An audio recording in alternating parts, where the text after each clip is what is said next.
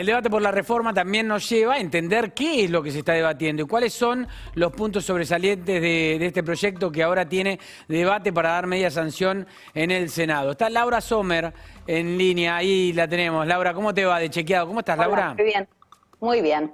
Bueno, me alegro. Laura, a ver, ¿qué es lo más importante de este proyecto? Bueno, si hay que resumir, lo más importante es la fusión, que tanto la propuesta que envió el presidente como lo que las comisiones trataron, este es un punto que no se modificó, van a fusionar el fuero criminal y correccional federal, lo que vemos muchas veces en los medios y en la tele, los jueces de Comodoro Pi que investigan las causas de corrupción y las más importantes del país, con el fuero en lo penal económico. ¿Qué va a hacer esto? Que en vez de 12 jueces investigando estas causas trascendentes, va a haber 46 juzgados, un nuevo fuero penal federal con 46 juzgados, más de la mitad de ellos nombrados a partir de ahora. ¿Sí? Claro, serían nuevos juzgados, nuevos jueces. Exactamente.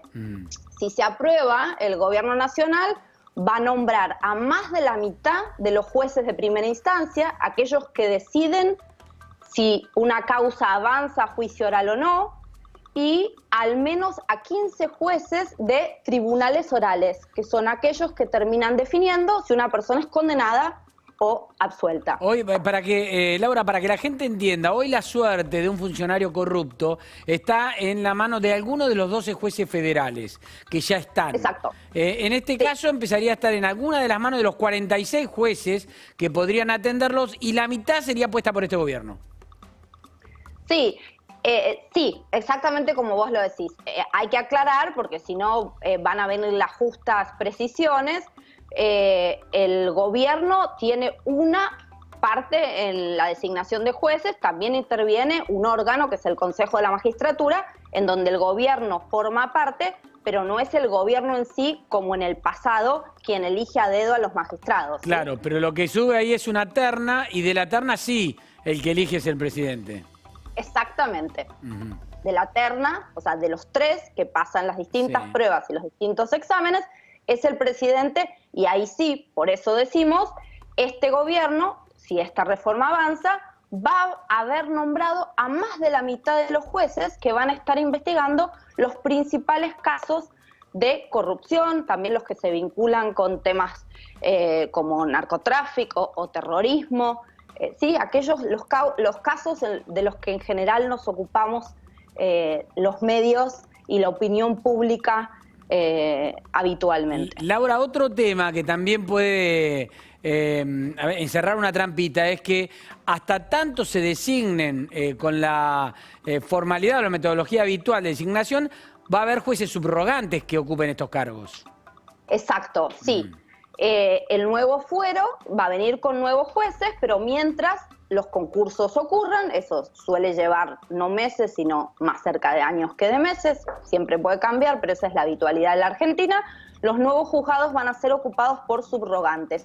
Un cambio que tuvo esta parte de la reforma en la discusión de comisión, que no quedó tal cual lo había mandado la presidencia o el gobierno, es que a pedido de los organismos de derechos humanos se incorporó que entre las secretarías que se van a transferir a los nuevos juzgados, los juzgados tienen 2 secretarías y algunas secretarías se transfieren a los nuevos juzgados para no seguir creando estructura, entre las secretarías a transferirse a los nuevos juzgados no se pueden incluir aquellas que tramitan causas por delitos de lesa humanidad, causas que en general ya tienen varios años de tramitación, son muy voluminosas y que cualquier cambio de equipo investigador podría significar más demora en el trámite de esas causas. Laura, cuando hablo de los subrogantes y la trampita, digo que al nombrar subrogantes hay una posibilidad más laxa del gobierno para ocupar ese cargo hasta tanto se designe formalmente, y la subrogancia puede ser en la Argentina una permanencia, ¿no? Y quedarse con jueces que son más afines.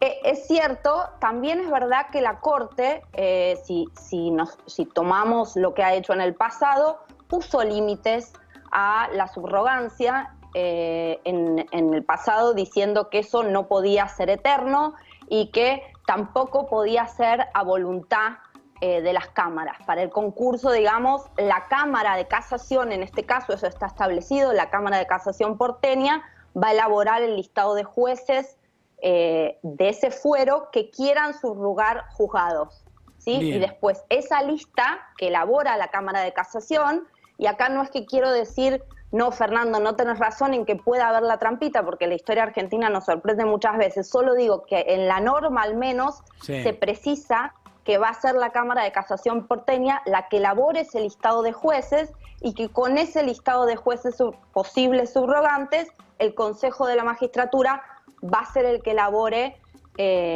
la lista, digamos, que se va a tener que aprobar con mayoría de 2/3 en el Senado.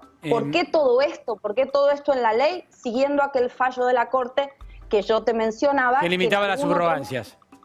Exactamente. Laura, ¿cuáles son los otros puntos medulares de la reforma?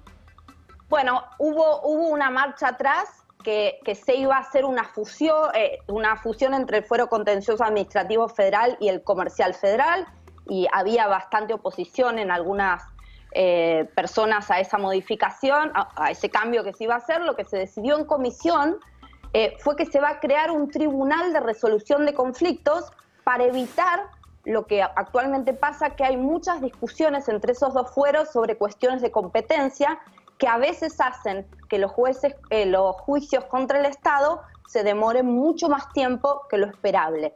¿Quiénes van a integrar ese tribunal de resolución de conflictos? En este caso no van a ser nuevos jueces, sino 3 de los jueces que actualmente ya integran el Poder Judicial. Bien. Otro de los cambios es que se van a crear 63 juzgados federales de primera instancia, 6 cámaras federales en distintas provincias del país. Fortalecer la justicia federal en las provincias era ya una propuesta de algunos de los proyectos de reforma judicial, incluso que había enviado el gobierno de Cambiemos. Hay una necesidad identificada hace tiempo sobre la prestación del servicio de justicia en las provincias, que implica que fortalecer la justicia federal a nivel provincial es uno de los cambios que tienen relativo consenso, ¿sí? Sí, punto que defienden todos los gobernadores, ¿no? Eso es verdad, ahí puede aparecer de vuelta tu trampita de los gobernadores lo defienden, seguro van a tener que ver, como han tenido que ver en el pasado, con la designación de algunos de esos jueces. Son 96 nuevos cargos de juez, 96, 2 más de los que tenía el proyecto original. Se sumaron 2 en comisiones, 1 para Chaco, 1 para Corrientes. ¿Y qué nos queda como característica sustancial? Otra cuestión que también en este caso tiene consenso político, podemos decir, aunque tiene resistencia en un sector importante de la justicia, es que se transfiere el total de la competencia para investigar delitos comunes en el territorio de la Ciudad de Buenos Aires a la justicia de la Ciudad de Buenos Aires. Se termina de algún modo con, recordemos que antes de ser la Ciudad Autónoma de Buenos Aires, este distrito era la capital federal. Y como tal no tenía justicia propia, sino una justicia nacional. Lo que este proyecto plantea es que esos jueces pasen a depender directamente de la ciudad. ¿Hay resistencia? Sí, hay resistencia porque muchos de los jueces que tendrían que ser traspasados no lo aceptan. Bien, vamos a ver cómo termina el trámite. Estamos viendo, está en vivo ahora el debate en el Senado. Laura, gracias, como siempre. No, gracias a vos. Chao, Laura Sommer de Chequeado. Cambiamos de tema. Ustedes saben, se realizó la autopsia en los restos